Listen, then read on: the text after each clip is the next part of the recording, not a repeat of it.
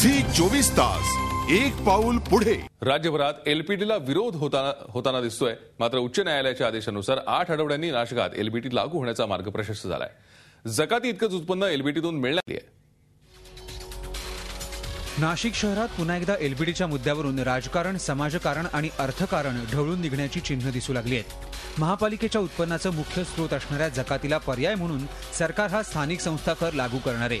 आज 6 महापालिकांमध्ये हा कर लागू झाल्यानंतर 8 आठवड्यांच्या कालावधीनंतर नाशकातही एलबीटी लागू होणार आहे। या संदर्भात न्यायालयात दाखल करण्यात आलेल्या स्थगिती याचिकेला यापुढे मुदतवाढ देण्यास न्यायालयानं नकार दिलाय।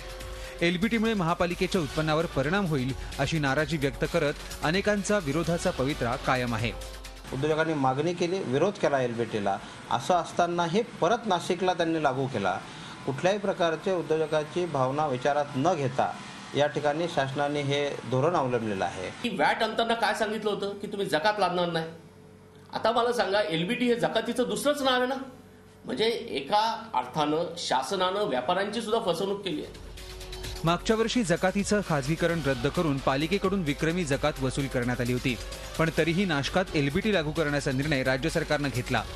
जकाती इतकंच उत्पन्न एलबीटीतून मिळवून देण्याची हमी राज्य सरकार देणार असेल तर मनसे याबाबत सकारात्मक विचार करेल अशी भूमिका मनसेनं घेतली आहे। पण 2015च्या कुंभमेळ्यापर्यंत नाशकात एलबीटी सुरू करू नये अशी मागणीही मनसे सरकारकडे करणार आहे। तर काँग्रेसनं मात्र या निर्णयाचं स्वागत केलंय। मनपाच्या उत्पन्नात जे काही घट येणार आहे तात्काळ ती फार मोठी तफावत राहणार आहे आणि शासनाने त्याबाबत हमी देणं अत्यंत आवश्यक आहे। सिंहस्थ कुंभमेळा होईपर्यंत तरी नाशिक महानगरातील ऑक्ट्राय जे आहे ते कंटिन्यू ठेवावं अशी आमची धारणा आहे। उद्योजक असतील, व्यापारी असतील यांना अनुकूल वातावरण होण्यासाठी आणि महापालिकेला सुद्धा एक चांगलं उत्पन्न, भरीव उत्पन्न त्या एलबीटीच्या माध्यमातून मिळणार आहे आणि म्हणून आमदार पृथ्वीराज चव्हाण यांनी हा निर्णय घेतलेला आहे।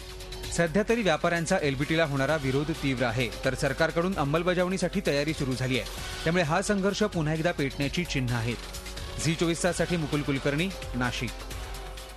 झी 24 तास एक पाऊल पुढे।